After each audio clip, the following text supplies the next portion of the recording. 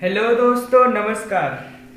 तो सबसे पहले साद आ चुका है और कोई आ गया है क्या भाई? फटाफट मुझे बता दो।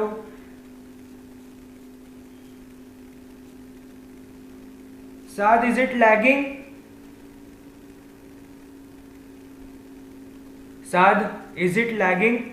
अरे वाह, 3 लोग आ गए भाई। फटाफट बताओ कौन कौन आ गए हैं। लाइव चैट में हाय बता दो। Hello Yash Chauhan, hello Arunjeet Kaur Kamal. So you both have come for the first time. Please अपना yes, okay, प्लीज अपना स्टैंडर्ड बता दीजिए। मतलब स्टैंडर्ड तो 10th ही होगा आपका, वैसे आप कौन से बोर्ड में है वो बता दीजिए, ठीक है, जिससे कि मुझे एक अंदाजा आ जाए।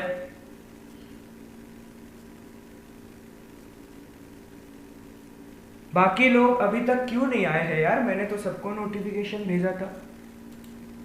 प्लीज टेल आप कौन से बोर्ड में है।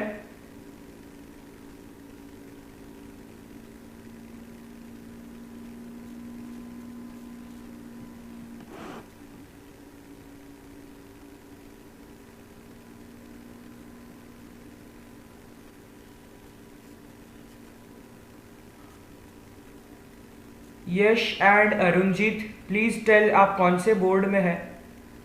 Please send me SST notes for NTSC.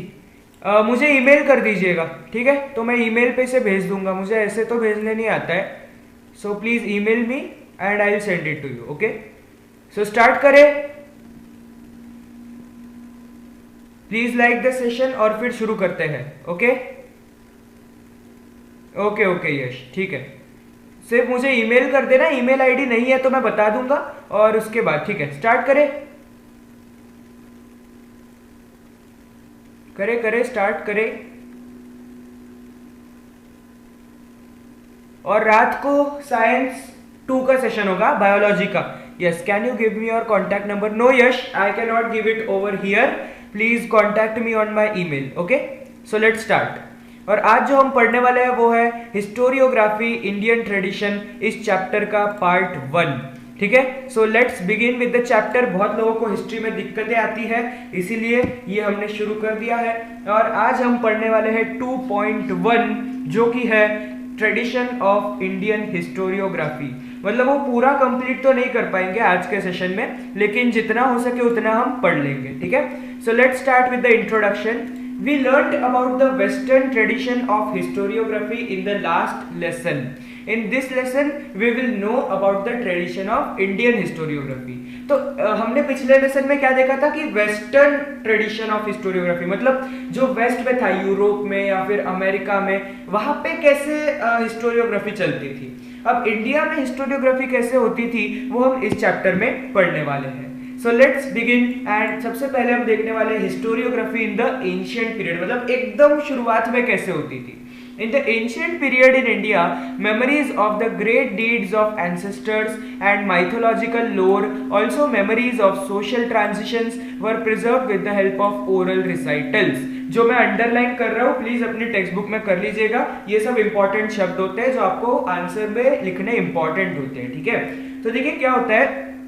India जो है, इंडिया का जो एंशिएंट पीरियड है, एकदम शुरुआत का पीरियड की हम बात कर रहे हैं। ठीक है, तब इंडिया में आपको पता है बहुत सारे महान लोग रह चुके हैं। ठीक है, महान एंसेस्टर्स थे। माइथोलॉजिकल लोर, माइथोलॉजिकल लोर का मतलब होता है माइथोलॉजिकल ट्रेडिशंस, माइथोलॉजिकल नॉलेज। ठीक है, माइथोलॉजी का बेसिस मतलब जो क्या कहते हैं, एक रिलीजियस फिक्शन नाम की आपने चीज सुनी होगी। फॉर एग्जांपल, अब हम भगवान वगैरह की बात करते हैं, ठीक है, हर एक रिलीजन में अपने कुछ गॉड्स रहते हैं, उनके बारे में जब बात की जाती है, उन्होंने क्या क्या किया, तो उसे हम माइथोलॉजिकल लोर कहते हैं। ठीक है, also memories of social transitions, मतलब क्या क्या बदलाव आ रहे थे लोगों के लाइफ में, ये सारी चीजों को ओरल रिसाइटल्स द्वारा प्रिजर्व किया जाता था। ओरल रिसाइटल्स मतलब इनको या तो स्टोरीज सुनाते थे या तो पोयम सुनाते थे। ठीक है, ऐसे अलग अलग चीजें करके इनको प्रिजर्व किया गया, इनको एक के बाद एक जनरेशंस में पास ऑन किया गया। नहीं तो आज हमें पता भी नहीं चलता कि हिस्ट्री में क्या होता है। ठीक है, और कोई आया है क्या, एक बार देख लेते हैं। और कोई भी डाउट्स हो तो लाइव चैट में पूछ लिया करो। हाँ, साथ द प्रॉब्लम इज दैट मेरा वेबकैम इज नॉट वर्किंग। एक सेकेंड, 0 व्यूअर्स, अभी कोई नहीं देख रहा है। कोई भी नहीं देख रहा है क्या? जस्ट अ सेकेंड, कोई नहीं देख रहा है? हेलो,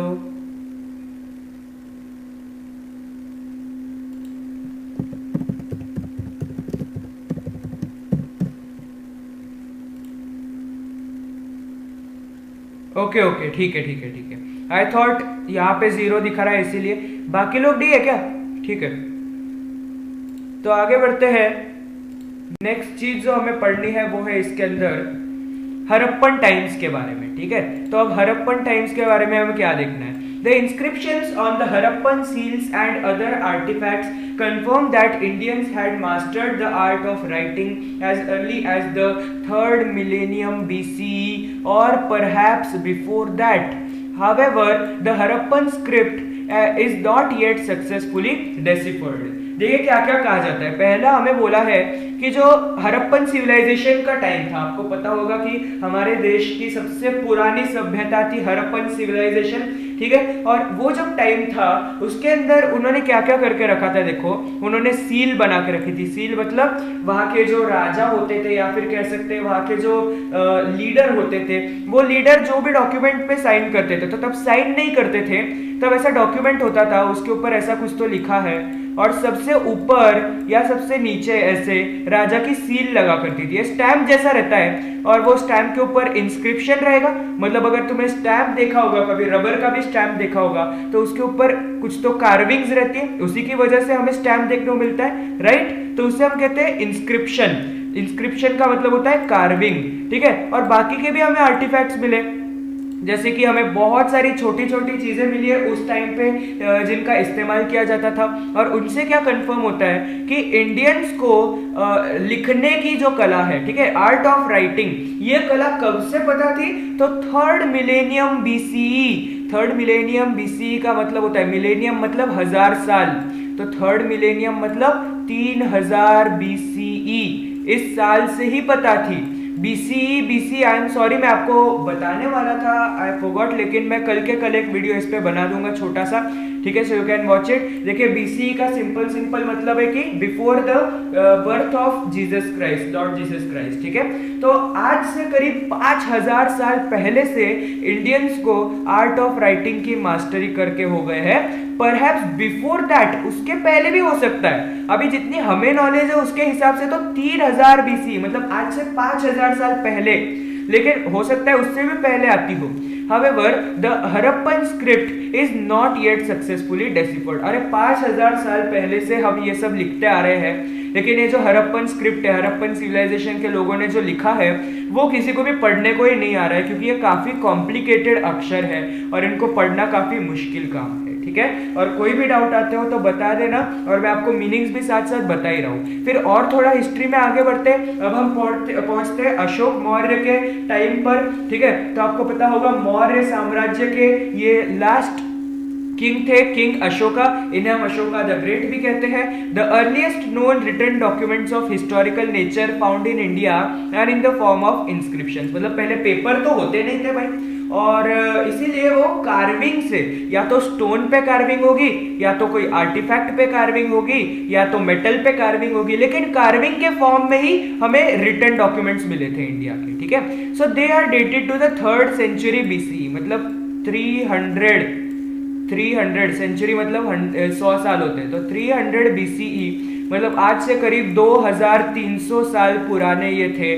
ठीक है, कौन से? अशोक मौर्य के साम्राज्य के। ठीक है, तो जब एम्परर अशोक मौर्य का साम्राज्य चल रहा था उस टाइम पे, मतलब 300 ईसा पूर्व, 300 बीसी, इस टाइम के हमें इंस्क्रिप्शंस मिले हैं। ठीक है, इस टाइम के हमें कार्विंग्स मिली है। ठीक है, आगे बढ़ते हैं। His edicts are inscribed on natural rocks and stone pillars. तो ज्यादातर क्या है, अशोक मौर्य के टाइम के जो इंस्क्रिप्शन है वो किस पर है? वो है नेचुरल रॉक्स पर, मतलब जो ऐसे इधर उधर जो पत्थर होते हैं या फिर स्टोन के पिलर्स बनाते थे वो। आपको पता होगा एम्परर अशोका ने बहुत सारे पिलर्स बनाए थे, जिसमें से सबसे फेमस वो पिलर है जो कि सारनाथ में है, और उसके ऊपर हमारा देश का नेशनल एम्ब्लम है, राइट, जिसके नीचे सत्यमेव जयते लिखा हुआ होता है ना, वो नेशनल एम्ब्लेम है वो भी अशोक मौर्य ने ही बनवाया था, ठीक है। तो उनके जो एडिक्ट थे, एडिक्ट मतलब वो जो भी आदेश देते थे, वो जो भी क्या कहते हैं ऑफिशियल ऑर्डर्स देते थे, ठीक है, उनको हम एडिक्ट्स कहते हैं। तो वो सब की कार्विंग करके रखे थे, या तो किसी पत्थर पे या तो उनके पिलर्स पे, ठीक है। समझ में आ रही है बात? समझ में आया?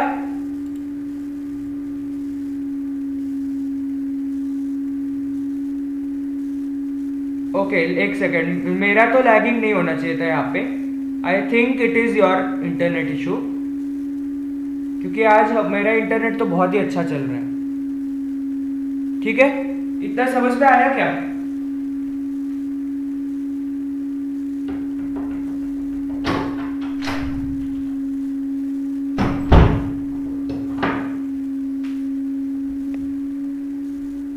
हेलो, यस और नो?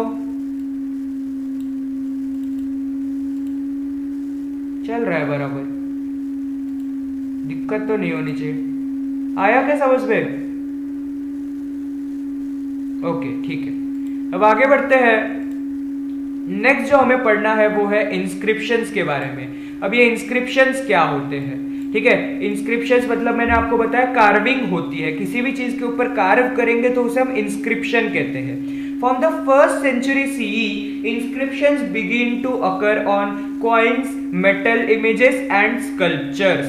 कहाँ पे दिखने लगते हैं? कॉइन पे, मेटल इमेजेस पे और स्कल्पचर्स पे, and also on copper plates. They provide information, important historical information. तो देखिए 1st century CE मतलब साल 100, ठीक है, 100 इस साल से मतलब ये क्या है? After the birth of Jesus Christ है ना। 2020 साल हमें after the birth of Jesus Christ हुए, इसलिए आज 2020 चल रहा है, ठीक है। तो वैसे ही होता है कि 100 साल after the birth of Jesus Christ, या फिर आप कह सकते हैं आज से 1900 ईयर्स पहले से जो हमें इंस्क्रिप्शन दिखते हैं वो कैसे कैसे रहते हैं? या तो कॉइन्स पे रहते हैं, या तो मेटल इमेजेस पे रहते हैं, ठीक है, मेटल्स पे कुछ कुछ इमेजेस बना रखी है, या फिर स्कल्पचर के मतलब स्टैचू के फॉर्म में होते हैं, या फिर कॉपर प्लेट्स पे होते हैं, ठीक है। मतलब तब पेपर नहीं हुआ करता था, इसलिए राजा महाराजाओं की जो डीड्स है जो वो करते थे वो सब कॉपर प्लेट्स पे लिखा करते थे, ठीक है, और उनसे हमें बहुत इंपॉर्टेंट हिस्टोरिकल इंफॉर्मेशन मिलती है।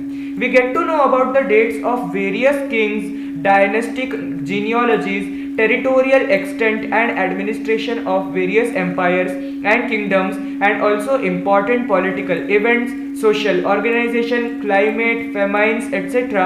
of the respective times.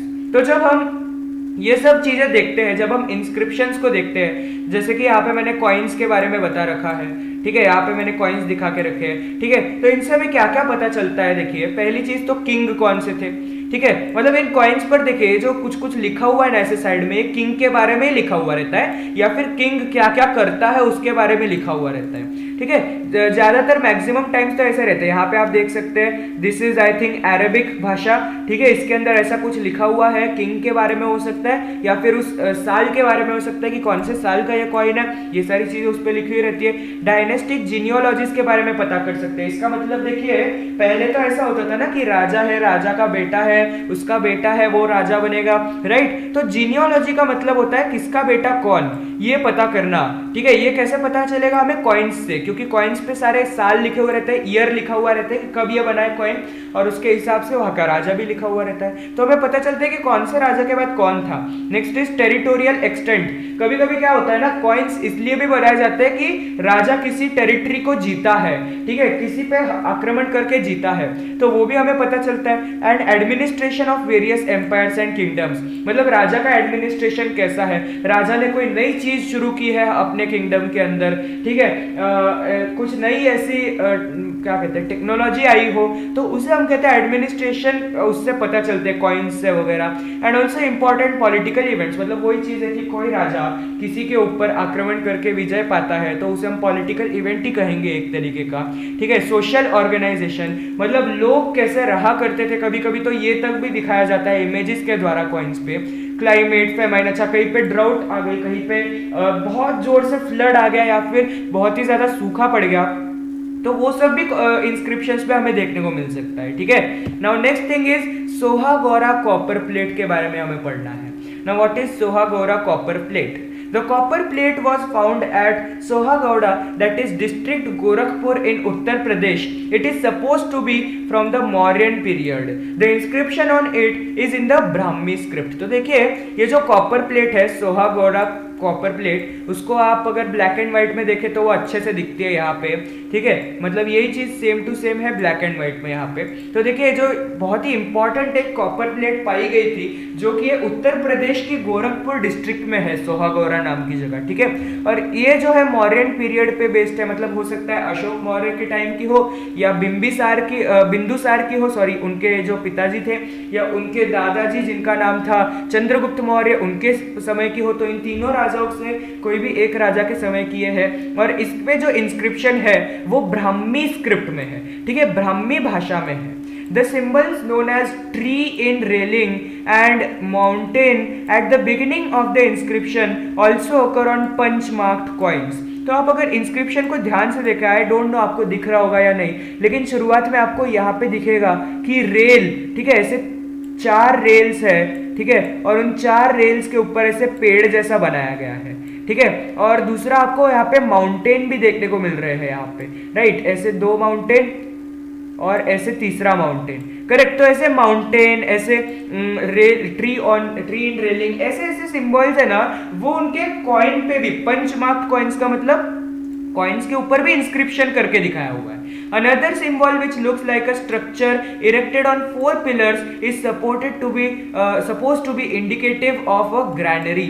तो आप यहाँ पे भी देख सकते हैं कि 4 पिलर पर एक ये क्या कहते हैं, एक क्या कहते हैं स्ट्रक्चर क्या कहते हैं खड़ा किया हुआ है, ठीक है। और उसको हम इंडिकेटिव मान सकते हैं ग्रैनरी का। ग्रैनरी मतलब जहाँ पे ग्रेन्स का स्टोरेज होता है, ठीक है, जहाँ पे जो धान्य है उसको स्टोर किया जाता है, ठीक है।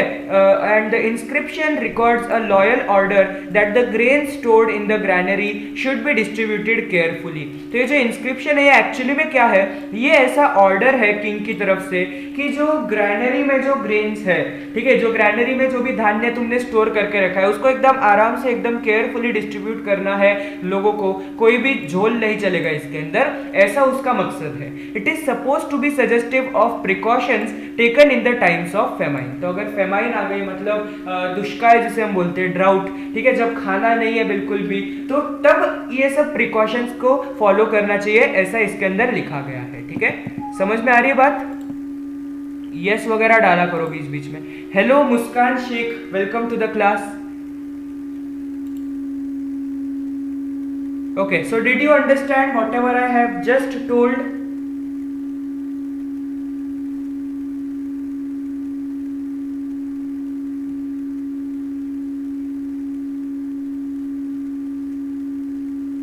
Muskan has come after a long time. I think Muskan only comes for studying history and SST, right? Am I right? Hello Megha Mungal. Is it your real name? Is it clear everyone? जो लोग अभी देख रहे हैं, yes वगैरह बोल दिया करो यार, नहीं तो ऐसा लगता है कि मैं अकेले ही किसी दीवार को पढ़ा रहा हूं। Is it clear everyone? बताइए।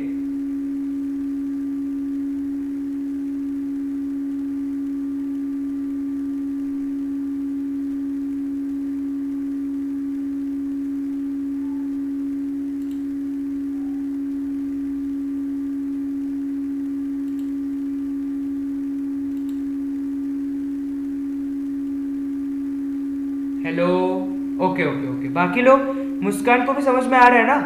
ठीक है, अब आगे बढ़ते हैं। नेक्स्ट जो चीज हमें देखनी है वो है सब मोर डिटेल्स, ठीक है, कुछ और डिटेल्स देखेंगे।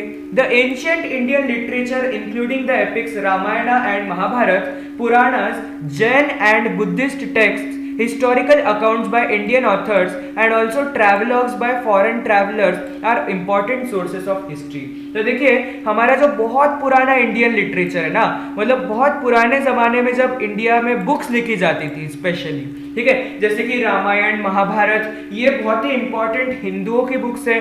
पुराण भी हिंदुओं में काफी इंपॉर्टेंट होते हैं। फिर जैनिज्म की बुक्स है, बुद्धिज्म की बुक्स है। मेनली ये तीनों रिलीजन्स की बुक्स जो है इंडिया में बहुत ही ज्यादा फेमस हुआ करती थी एंशिएंट इंडिया में, right. And historical accounts by Indian authors, जो इंडियन ऑथर्स थे उन्होंने कुछ हिस्टोरिकल अकाउंट्स लिखे हैं, मतलब उनके जमाने में चीजें कैसे कैसे हुआ करती थी, क्या क्या हुआ करता था। And also travelogues by foreign travellers, बहुत अलग अलग देशों के ट्रैवलर्स इंडिया में आते थे।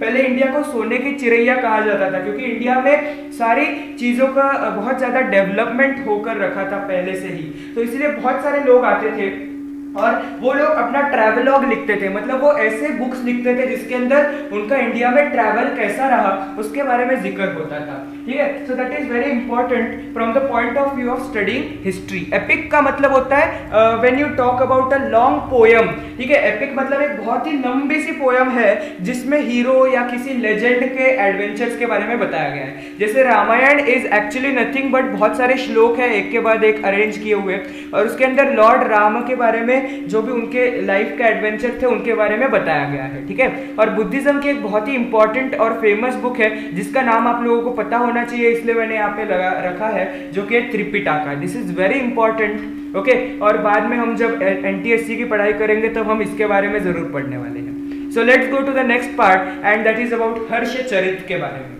ठीक है। So writing of biographies of kings and dynastic histories mark an important step in Indian historiography. Harshcharit, written in the 7th century CE by Banabhat, is the King Harsha's biography. It portrays a realistic picture of the social, economic, political, religious and cultural life during the king's times. तो देखिए ये जो हर्षचरित है ये कैसी book है, ये एक बायोग्राफी है, ठीक है। बायोग्राफी और ऑटोबायोग्राफी में कुछ लोगों को फर्क नहीं समझ में आता है। तो देखिए पहली चीज, बायोग्राफी का मतलब होता है कि किसी ने किसी बहुत ही महान व्यक्ति के बारे में अगर कोई बुक लिखी है उसकी लाइफ स्टोरी के बारे में, तो उसे हम कहते हैं बायोग्राफी। और ऑटोबायोग्राफी का मतलब होता है कि अगर किसी ने ऐसी बुक लिखी है जो खुद की लाइफ बताती है, मतलब किसी ने खुद की लाइफ के बारे में अगर बुक लिखी है तो उसे हम ऑटोबायोग्राफी कहते हैं, ठीक है। ऑटो मतलब खुद से, ऐसा आपको मीनिंग लेना है, ठीक है। सो हर्षचरित नाम की बायोग्राफी लिखी थी किसने? बाणभट्ट ने। किसके बारे में? किंग हर्ष के बारे में, जिन्हें हम किंग हर्षवर्धन भी कहते हैं, ठीक है। और इस बायोग्राफी में उन्होंने क्या क्या बताया था, देखिए पहली चीज तो 7th सेंचुरी सीई में लिखी थी, मतलब 700 इस ईयर में लिखी थी, ठीक है। And it portrays a realistic picture of the social, economic, political, religious and cultural life, मतलब लाइफ के हर एक पहलू के बारे में उन्होंने अपनी बुक के अंदर जिक्र किया था, ठीक है। ये था हर्षचरित के बारे में। और नेक्स्ट पॉइंट पे बढ़ते हैं, historiography in the medieval period. The style of writing Rajatarangini, the history of Kashmir by Kalhana in the 12th century CE is quite close to the concept of modern historiography.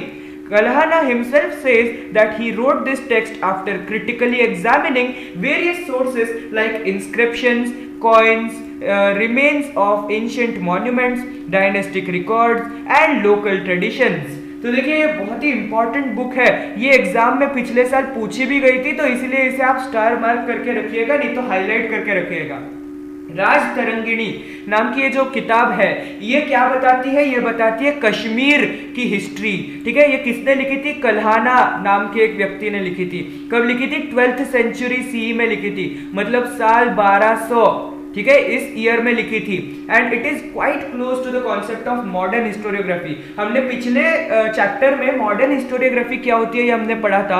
Modern historiography में हम क्या करते हैं? हर एक चीज को हम एकदम क्रिटिकली एग्जामिन करने के बाद ही हिस्ट्री लिखते हैं, ये हमने देखा था। तो कल्हाना ने तो खुद ही कह दिया कि भाई मैंने हिस्ट्री कोई हवा में बातें करते हुए नहीं लिखी है, मैंने एकदम क्रिटिकली एग्जामिन किए, जो भी मैंने सोर्स उठाए हैं, जहां से भी मैंने हिस्ट्री ली है, जहां से भी मैंने ये सब इंफॉर्मेशन ली है वो सबको मैंने अच्छे से एग्जामिन किया है। जैसे कि मैंने इंस्क्रिप्शंस में से लिया है, इंस्क्रिप्शन मतलब कार्विंग्स में से लिया है, कॉइन्स में से लिया है, पुराने जो मॉन्यूमेंट्स थे, पुराने जो मकबरे हो सकते हैं या फिर पुराने किले थे उनके रिमेन्स में से लिया है, जो पुराने डायनेस्टिक रिकॉर्ड्स मतलब पुरानी डायनेस्टीज जो हुआ करती थी, पुराने जो साम्राज्य हुआ करते थे उनके रिकॉर्ड्स मतलब वो लोग जो वहाँ पे कागजात रखते थे अपने, ये सारी चीजों से उन्होंने ये सब नॉलेज ली थी। ठीक है, तो this was very close to the concept of modern historiography, ऐसा कहा जाता है। कौन सी बुक? राज तरंगिणी। किसने लिखी? कल्हाना ने।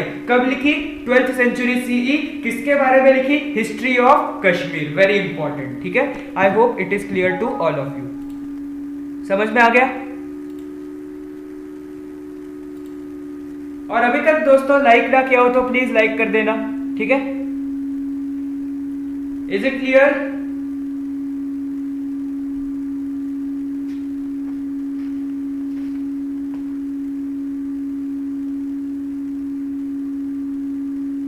चलो, कोई भी डाउट आ रहा हो तो लाइव चैट में जरूर पूछ लेना। अब आगे बढ़ते हैं।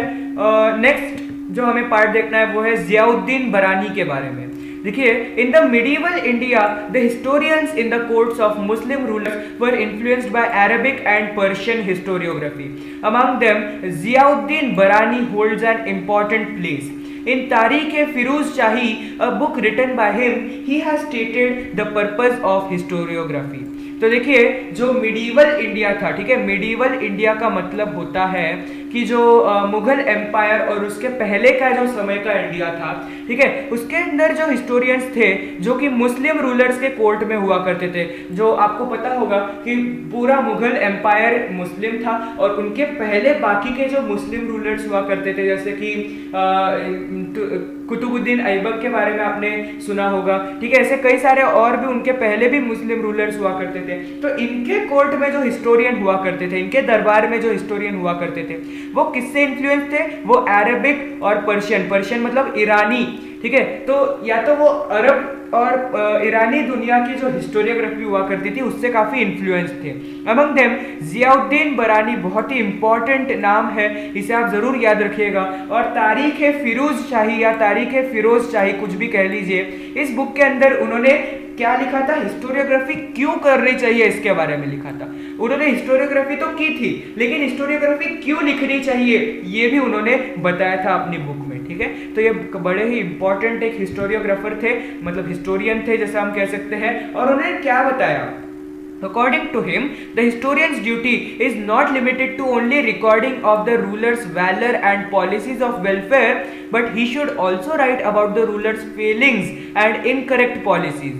Barani further says that a historian should also take into consideration the impact of the teachings of the wise, the learned and the saints on the cultural life of people. Thus Barani expanded the के लिए राजा कितने शक्तिशाली है, कितने महान है, उन्होंने कितने अच्छे काम किए हैं, कितनी अच्छी पॉलिसीज बनाई है, इन सब के बारे में हिस्ट्री में लिखते थे।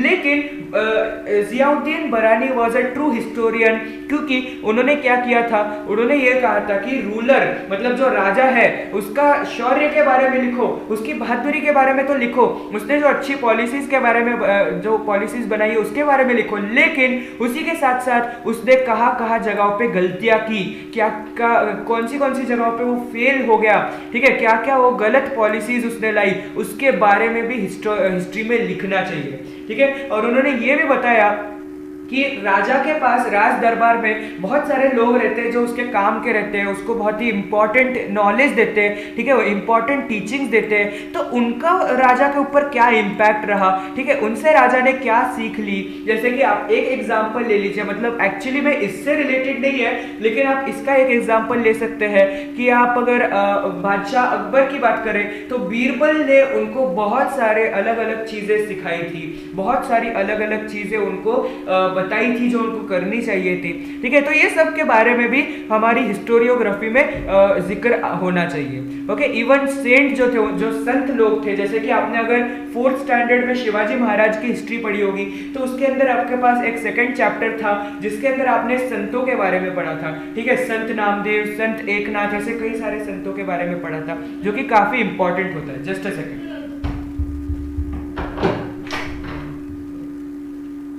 ठीक है, तो ये हो गया जो जियाउद्दीन बरानी ने जो हिस्टोरियोग्राफी दी थी उसकी वजह से हिस्टोरियोग्राफी में काफ़ी सारी चीज़ों का एडिशन हुआ।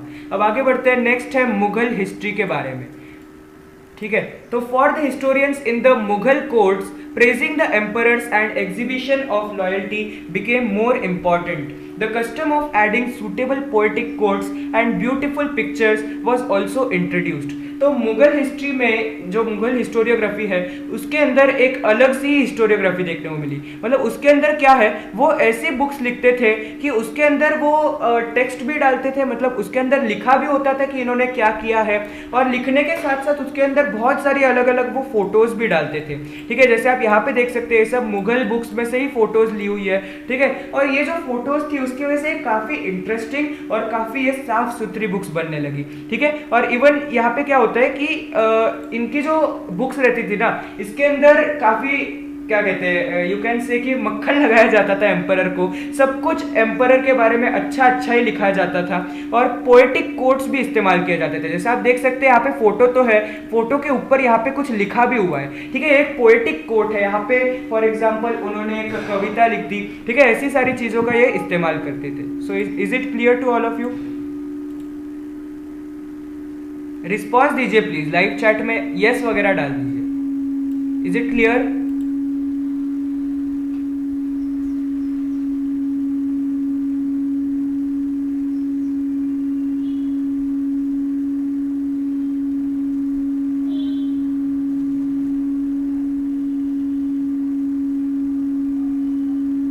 बताइए बताइए, is it clear?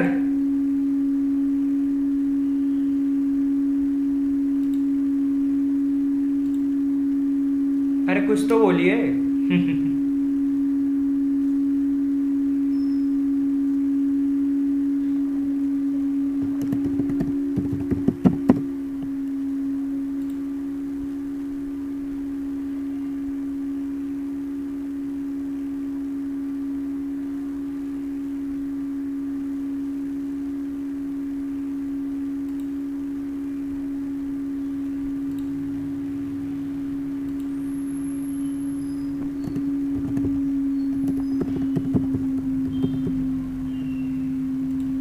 Is it clear everyone?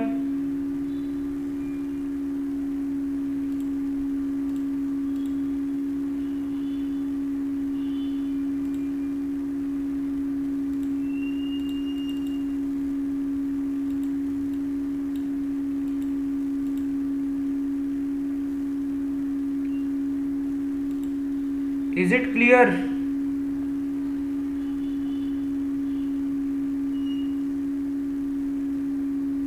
कोई बोल क्यों नहीं रहा यार?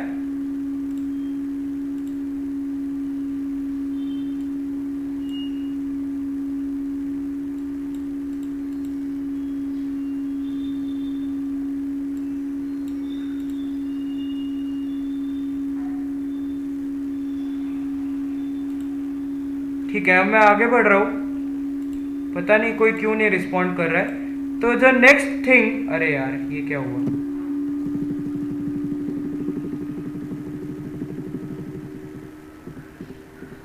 कौन है? क्लास बद्दल विचारायचं आहे। क्लास बद्दल किसी का तो फोन था। The next thing about Mughal history is about Babur and historiography. The Babur, the founder of the Mughal Empire, wrote an autobiography entitled Tuzuk-e-Babari. It contains the descriptions of the battles fought by him. Babur also recorded his minute observations of various regions and cities traveled by him, including the local economy, customs and the flora. तो बाबर मतलब जो Mughal empire के जो founder थे, जिन्होंने Mughal empire सबसे पहले शुरू किया था, उन्होंने अपनी ऑटोबायोग्राफी लिखी थी जिसका नाम था तुजुक-ए-बाबरी। और इसके अंदर उन्होंने क्या बताया था, उन्होंने कौन सी लड़ाइयाँ लड़ी, ठीक है, उसके अंदर क्या क्या उन्होंने स्ट्रैटेजीज अपनाई। इवन उन्होंने कुछ माइन्यूट मतलब एकदम छोटे छोटे एकदम डिटेल्ड ऑब्जर्वेशंस भी दिए कि उन्होंने कहाँ ट्रैवल किया, कौन सी सिटीज में गए, वहाँ पे उनको क्या क्या देखने को मिला, वहाँ की लोकल इकोनॉमी कैसी थी, वहाँ के कस्टम्स एंड ट्रेडिशंस कैसे थे, वहाँ का फ्लोरा मतलब वहाँ पे कौन से प्लांट्स एंड एनिमल्स वगैरह उनको देखने को मिले। ये सारी चीज़ों के बारे में उन्होंने इस ऑटोबायोग्राफी में लिखा था। Next is, do you know Al-Biruni wrote in Arabic about Indian knowledge and social life. तो अल-बरूनी एक अरेबिक दुनिया के एक हिस्टोरियोग्राफर थे जो कि एक्चुअली वे सऊदी अरेबिया और यूएई के आसपास पाए गए थे, ठीक है, लेकिन उन्होंने इंडियन नॉलेज और इंडियन सोशल लाइफ के बारे में अपनी बुक्स में लिखा हुआ था. In the following period many books about India were written by foreign scholars. Among them to name a few are Hasan Nizami's Tajul Maasir, Minhaji Siraj, Tabaqat i Nasiri, various works by Amir Khusro, Tuzuke तिमूरी, the autobiography of Timur e Lang who was also known as Amir Timur who invaded India, Tarikh e Mubarak Shahi by Yahya bin Ahmad Sirhindi. Their accounts provide us with the historic information of the सल्तनत period. तो जब मुगल सल्तनत थी और उसके पहले जो दिल्ली सल्तनत थी, इन सब के बारे में, ये सब जो ऑथर्स के बारे में अभी अभी जो नाम लिए, ये सब ऑथर्स ने कई सारी चीज़ें लिख कर रखी थी जो कि काफ़ी इंपॉर्टेंट थी तब की हिस्ट्री स्टडी करने के लिए. अदर फॉरेन ट्रैवलर्स के बारे में देखें तो accounts of foreign travellers in India are also important. कई सारे लोग थे जो बाहर से आए थे इंडिया में, जैसे कि Ibn Battuta, Abdul Razzaq, Marco Polo, Niccolo Conti, फिर उसके बाद बरबोसा एंड डोमिंगोस पाइस. ये सब जो है ये फॉरेन ट्रैवलर्स थे जो कि इंडिया में आए थे. Their accounts provide us with the historic information of medieval India. तो जो वही जो मुगल हिस्ट्री थी और उसके पहले वाली दिल्ली सल्तनत की हिस्ट्री थी उसके बारे में उसमें इंफॉर्मेशन देखने को मिलती है. ईश्वरदास नागर, Bhimsen Saxena, Khafi Khan and Niccolao Manucci were among the historians of Aurangzeb's times whose accounts are important sources of Mughal history. तो औरंगजेब के समय के कौन से हमें हिस्टोरियोग्राफर्स के नाम देखिए, ईश्वरदास नागर, भीमसेन सक्सेना, खाफी खान और निकोलाओ मनुकी. ये सब इंपॉर्टेंट हिस्टोरियंस थे. औरंगजेब जो बादशाह थे, मुगल एम्पायर थे, उनके बारे में बताते थे, ठीक है. Next is about Akbarnama. तो अबुल फजल नाम के व्यक्ति ने, जो कि अकबर के दरबार का ही एक व्यक्ति था, उन्होंने अकबर के बारे में अकबर की बायोग्राफी लिखी थी जिसका नाम था Akbarnama. It is very important for the view from the view point of critical historiography. मतलब हिस्ट्री पढ़ने के लिए काफ़ी इंपॉर्टेंट सी किताब थी. His method of collecting authentic historical documents and their scrutiny is looked upon as devoid of bias and hence realistic. तो उन्होंने क्या लिखा था, उन्होंने जब हिस्ट्री लिखी थी तो उसके अंदर पहली चीज़ तो उन्होंने जो डॉक्यूमेंट्स कलेक्ट किए थे वो कितने ऑथेंटिक है, कितने रियल है, उनके बारे में काफ़ी स्क्रूटिनाइजेशन किया था. स्क्रूटिनाइजेशन का मतलब है एकदम क्लोज एंड क्रिटिकल एग्जामिनेशन किया था उसका, ठीक है, अच्छे से चेक किया था कि सही है या नहीं. और इसकी वजह से these are devoid of bias. मतलब बायस का मतलब होता है कि कोई दूसरी राय ही नहीं रखते. सभी लोग कहते हैं कि ये काफ़ी रियलिस्टिक थे, काफ़ी सच्चे तौर पर उन्होंने ये अकबरनामा लिखी थी क्योंकि उन्होंने काफ़ी अच्छे से इसके बारे में रिसर्च करके ये बुक लिखी थी, ठीक है. अब आगे बढ़ते हैं, हम बखर के बारे में पढ़ेंगे. बखर is an important type of historical document of medieval times. तो उसी पीरियड में वो तो हमने नॉर्दर्न इंडियन हिस्ट्री के बारे में देखा जो हमने अकबरनामा वगैरह देखा था अभी, लेकिन जो साउथ इंडिया की हिस्ट्री थी वो बखर के फॉर्म में लिखी जा रही थी, specially in Maharashtra and the neighbouring states. It contains eulogies of the heroes and stories of historical events, battles, lives of great men. तो इसके अंदर क्या क्या देखने को मिलता है, यूलॉजीज मतलब प्रेजेस, ठीक है. उन जो पुराने हमारे हीरोज थे जैसे शिवाजी महाराज हो गए या फिर ऐसे कई सारे हीरोज थे, उनको प्रेज करने के लिए, उनकी प्रशंसा करने के लिए काफ़ी सारे डॉक्यूमेंट्स लिखे गए थे और इन्हें हम बखर कहते हैं, ठीक है. और उनके बारे में, उनकी बैटल्स कौन सी थी, उन्होंने कौन से युद्ध लड़े, ठीक है, उनकी लाइफ कैसी थी, इस सब के बारे में उसके अंदर लिखा जाता है. अब Sabhasad Bakhar is a very important Marathi bakhar, ठीक है. So Marathi bakhars are of various types. Sabhasad Bakhar was written by Krishnaji Anand Sabhasad. Previous year question काफी इंपॉर्टेंट है. During the reign of Chhatrapati Rajaram Maharaj. तो छत्रपति राजाराम महाराज के समय में जो बखर लिखी गई उसको हम कहते हैं कृष्णाजी आनंद सभासद, जिन्होंने ये लिखी थी, ठीक है, जिसे हम कहते हैं सभासद बखर. और ये काफी information about the rule of Chhatrapati Shivaji Maharaj. तो शिवाजी महाराज और संभाजी महाराज, राजाराम महाराज, इन दोनों के बारे में इस बखर के अंदर इंफॉर्मेशन पाई जाती है. और भी कुछ बखर है जैसे कि भाऊ साहेबांची बखर. It describes the battle of Panipat, ठीक है. तो पानीपत में 3 वॉर्स लड़ी गई थी, तो उनमें से एक वॉर के बारे में भाऊ साहेबांची बखर में लिखा हुआ है. अनदर बखर एंटाइटल्ड पानीपताची बखर is also about the same event. उसी के बारे में पानीपताची बखर भी थी. and होलकरांची कैफियत provides information about the Holkars and their contributions to the Maratha rule. तो होलकरांची कैफियत नाम की एक और बखर थी जो होलकर लोगों के बारे में, होलकर मतलब स्पेशली मध्य प्रदेश और ईस्टर्न महाराष्ट्र में जिनका रूल था उनके बारे में बताती है, और मराठा रूल मतलब शिवाजी महाराज, उनके बाद संभाजी महाराज, राजाराम महाराज, इन सब के बारे में भी काफी उसके बारे में बताया गया है। Okay, now this is the last point of today's session. Buckets can be divided into various types such as biographies of kings, dynastic history, descriptions of events, history of a sect, autobiographies regarding grievance based on mythologies and state administration by a king। तो बखट बहुत सारी types की होती है, जैसे कि king की biography का एक टाइप हो गया कि किसी राजा के बारे में, राजा कौन था, उसका बेटा कौन था, उनके राज्य में क्या क्या हो सकती है। डिस्क्रिप्शन ऑफ इवेंट्स, तो वहाँ पे क्या क्या चीजें उसके बारे में हो सकती है। हिस्ट्री ऑफ अ सेक्ट, कुछ एक सेक्शन ऑफ द सोसाइटी है उसकी हिस्ट्री लिखी हुई है, ठीक है। फिर ऑटोबायोग्राफीज लिखी हुई है, ठीक है, मतलब राजा ने खुद के बारे में बखर लिखी है। रिगार्डिंग ग्रीवेंस, ग्रीवेंस का मतलब होता है causes of complaint based on mythologies and state administration by a king। तो राजा ने कैसे एडमिनिस्ट्रेशन चलाई, या फिर किसी माइथोलॉजी के बारे में, किसी रिलीजन के बारे में किसका क्या क्या कहते हैं, क्या पॉइंट ऑफ व्यू था, उसके बारे में भी बखर लिखी जा सकती है। सो दोस्तों आज के सेशन के लिए तो इतना ही। अगर आपके कोई भी डाउट्स है तो अभी के अभी पूछ लो या कमेंट सेक्शन में डाल दो। एंड एनटीएससी नोट्स या बोर्ड एग्जाम के प्रैक्टिस पेपर के लिए आप मुझे ईमेल कर सकते हैं। Okay, here is my email ID, so you can email me over here, वहाँ से मैं आपको सेंड कर दूंगा। And my other channel is the Study Hack by Sanket Maniyar, please subscribe to that also. वहाँ पे भी बहुत सारे इंपॉर्टेंट वीडियोस मैंने देके रखे हैं। सो प्लीज दोस्तों अभी तक लाइक ना किया हो तो कर देना, दोस्तों के साथ शेयर जरूर करना, and subscribe to the channel if you haven't yet. Okay, are there any doubts? Yes, thank you so much. 373 पे पहुंच गए हैं एंड आई होप इसी हफ्ते में 400 पे पहुंच जाएंगे, ठीक है। कोई डाउट्स है तो बता दो।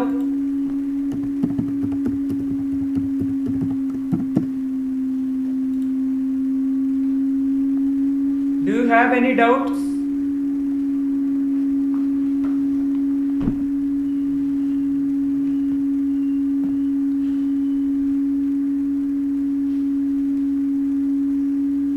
Okay, no doubts. Very good. और कौन देख रहा है? Even Muskan is watching. Do you have any doubts?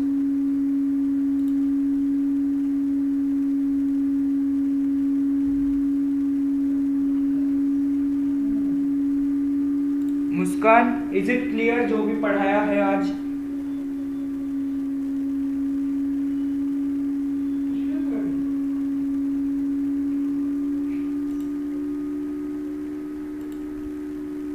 Is it clear? कोई यार जवाब क्यों नहीं देते, मुझे समझ में नहीं आता यार।